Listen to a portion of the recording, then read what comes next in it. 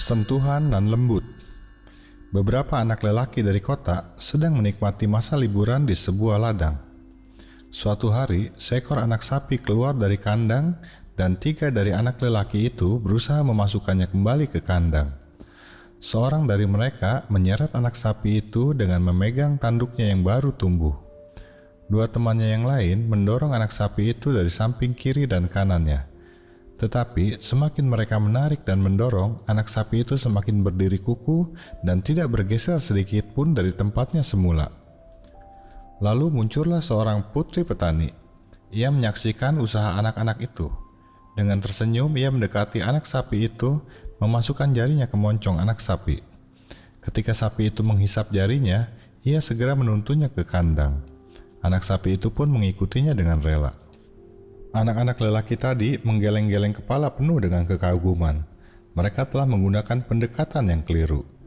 Mereka memaksakan apa yang menjadi kehendak mereka, tanpa menghiraukan sama sekali apa yang dikehendaki anak sapi itu. Putri petani itu berperan sebagai malaikat yang lain. Ia memberikan apa yang dikehendaki anak sapi, dan anak sapi itu mengikuti kehendak sang putri dengan rela. Saduran dari William Barclay. Cerita kedua ini berjudul Bekerja untuk Allah. Joe selalu menjadi tetangga yang baik. Pada suatu ketika, nyonya di rumah tetangganya bertanya kepadanya kalau ia dapat mengantar putranya ke rumah sakit. Sebenarnya, Joe sudah mempunyai rencana lain, tetapi ia tidak tahu bagaimana harus mengatakan hal itu. Maka ia dudukkan bocah itu ke kursi mobil, mengencangkan sabuk pengamannya, dan melaju menuju rumah sakit yang jaraknya 50 km. Ketika mereka sedang meluncur, bocah lelaki itu menatap Joe perlahan dan bertanya, "Apakah engkau Allah?" Dengan terkejut, Joe menjawab, "Bukan." Anak lelaki itu melanjutkan, "Saya mendengar ibuku ketika ia sedang memohon kepada Allah cara agar aku dapat diantar ke dokter. Kalau engkau bukan Allah, apakah engkau bekerja untuk dia?" Joe menjawab, "Kadang-kadang saya pikir memang demikian. Dan sekarang karena kamu bertanya begitu, maka saya ingin melaksanakannya lebih banyak lagi." Cerita ketiga ini berjudul Penderitaan Mendatangkan Kebaikan. Seorang nyonya pelancong mengunjungi pegunungan Switzerland. Suatu hari, ia mendekati sebuah tempat penggembalaan domba di suatu perbukitan. Di sana, berdirilah seorang gembala dengan kawanan dombanya yang sedang berbaring mengitari dirinya. Di dekat setumpukan kecil rumput, berbaringlah seekor domba yang kelihatan sedang sakit. Ternyata, salah satu kakinya patah.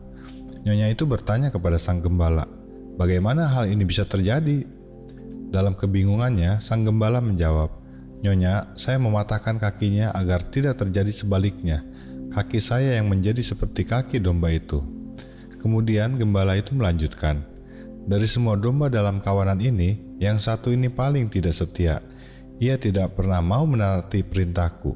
Ia selalu berkeliaran sendiri dan mengantar kawan lainnya tersesat.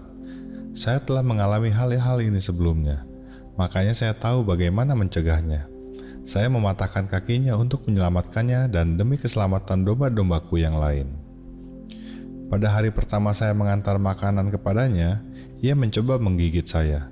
Saya meninggalkannya sendirian selama beberapa hari, dan ia kelaparan. Kemudian saya kembali mengantar makanan kepadanya. Sekarang ia tidak hanya mengambil makanan itu, tetapi juga menjilati tanganku. Perkenankan saya mengatakan sesuatu kepadamu.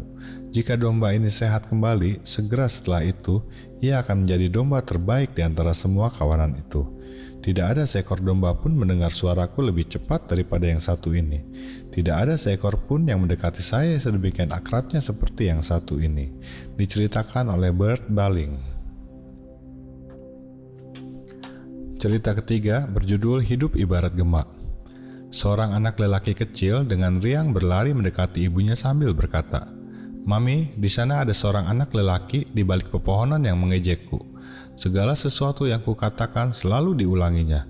Kalau saya mengatakan halo, dia juga mengatakan halo.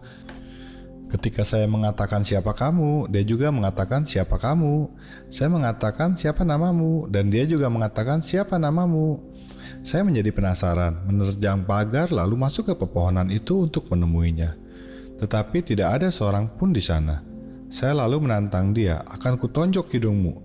dan dia mengatakan hal yang sama juga kepadaku, persis seperti yang saya katakan kepadanya. Kata ibunya kepadanya, "Itu hanya sebuah gema yang menjawab engkau, Willy. Jika kamu mengatakan aku cinta kamu, ia akan mengatakan hal yang sama kepadamu." Ada kisah serupa tentang seekor anjing yang pergi ke suatu ruangan yang dikelilingi cermin. Ia akhirnya mati kecapaian karena berusaha melawan musuh yang adalah bayangannya sendiri. Jika ia hanya mengibas-ibaskan ekornya, ia hanya akan mengalami semua perlakuan penuh persahabatan. Hidup ini bagaikan gema atau cermin. Kita menerima apa yang kita perbuat.